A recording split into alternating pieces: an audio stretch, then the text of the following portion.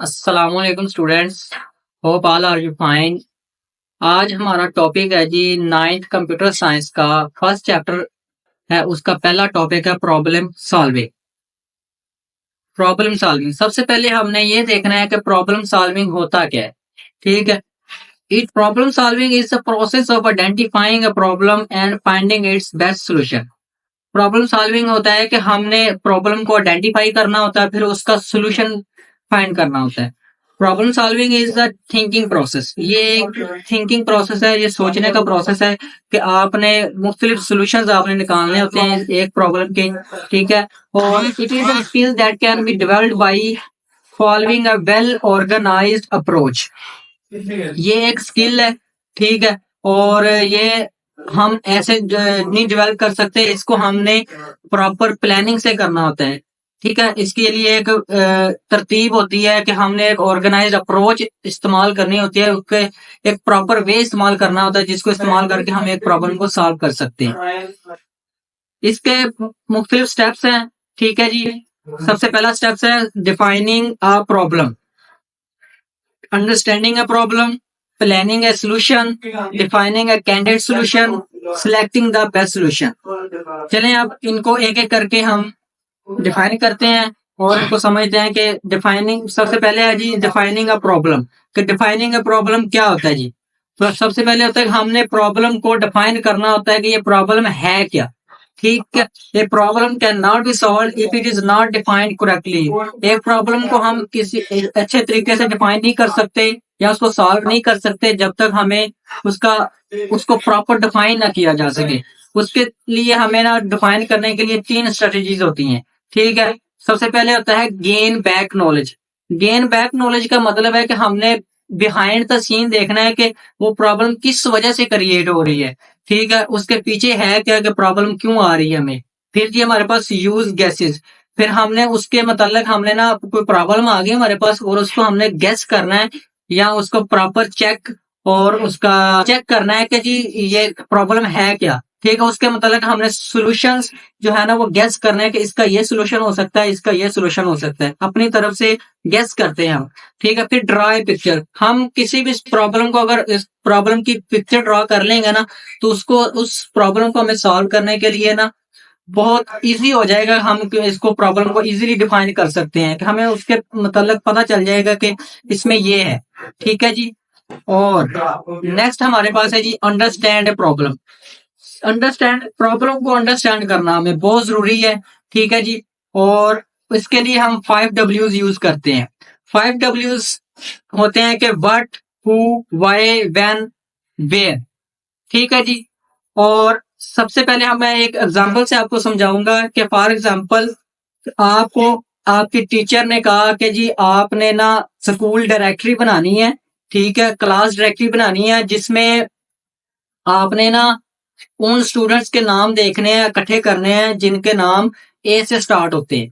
ठीक है, तो सबसे पहले आपने वो और आपको टास्क मिला है कि जी और आपने इस स्कूल से करने हैं और एक वीक का आपके पास टाइम है। ठीक है, तो इसमें हम 5 Ws का यूज कैसे करेंगे। सबसे पहले जी व्हाट, कि प्रॉब्लम क्या है। प्रॉब्लम क्या थी जी, हमने डायरेक्टरी बनानी है जो जिनके नाम ए से स्टार्ट होते हैं। ठीक है, और हु का मतलब है कि हमने किस पर काम कर रहे हैं। ठीक है, किन के मतलब हम अपनी प्रॉब्लम सॉल्व कर रहे हैं, वो है स्टूडेंट्स। ठीक है जी, मतलब हु में आ गया स्टूडेंट्स। और वाई और क्यों कर रहे हैं जी, ताकि हम स्कूल की इसकी डायरेक्टरी बना रहे हैं जो नाम है, हमें एक डायरेक्टरी बनानी है जिनके नाम ए से स्टार्ट होते हैं। फिर व्हेन यानी कि कब, हमने ये देखना है कि जी उसका कितना टाइम हमें प्रॉपर है कि हम कितने टाइम में वो कर सकते हैं। ठीक है, हमें एक वीक का टाइम मिला था तो इसका मतलब है कि एक वीक। ठीक है, वेयर, वेयर का मतलब है कहाँ, कि हमने ये डायरेक्टरी कहाँ बनानी है, वो हमने एक स्कूल में बनानी थी। ठीक है, तो हमें एक प्रॉपर जो है ना एक वे से हम प्रॉब्लम को अंडरस्टैंड करते हैं। ठीक है, और आपको ये डायग्राम नजर आ रही होगी। ठीक है, प्रॉब्लम एनालिसिस, ये जो रेड लाइट है हमें प्रॉब्लम को शो करती है और जो येलो लाइट है वो हमें एनालिसिस, और ग्रीन हमें सॉल्यूशन। यानी कि रेड का प्रॉब्लम, ये रेड है ना जो रेड लाइट, ये हमें शो कर रही है कि ये हमारे पास प्रॉब्लम है। फिर हम येलो लाइट का ये देना, ये तजिया किया है, ठीक है। और सोल्यूशन ग्रीन का मतलब है कि जी हमने इसका ये सोल्यूशन निकाला है, ठीक है जी। नेक्स्ट हमारे पास है प्लानिंग अ सोल्यूशन। फिर हमने प्रॉब्लम अंडरस्टैंड करने के बाद हमने सोल्यूशन हमने ना प्लान करना है कि इसका ये सोल्यूशन हो सकता है, ठीक है जी। Problem is evaluated to find the right strategy to solve the problem, ठीक है जी। हम प्रॉब्लम को सॉल्व करते हैं कि उसके लिए बेस्ट स्ट्रेटेजी कौन सी होगी कि हमने इस तरीके से हमने ये प्रॉब्लम सॉल्व करनी है। This phase specifies the action required to solve the problem, ठीक है। हमने ये एक्शन परफॉर्म करते हैं कि उस प्रॉब्लम को सॉल्व करने के लिए। It also specifies the resources required for the solution.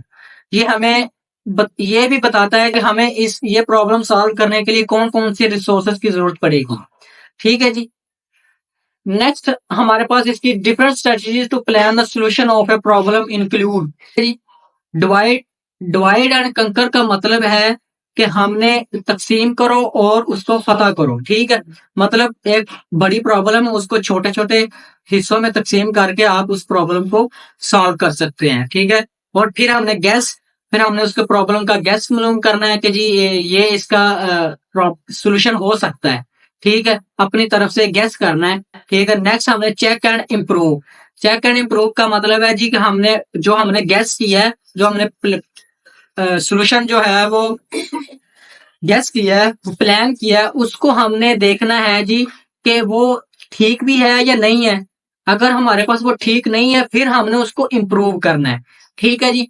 फिर हमारे पास एक्ट इट आउट।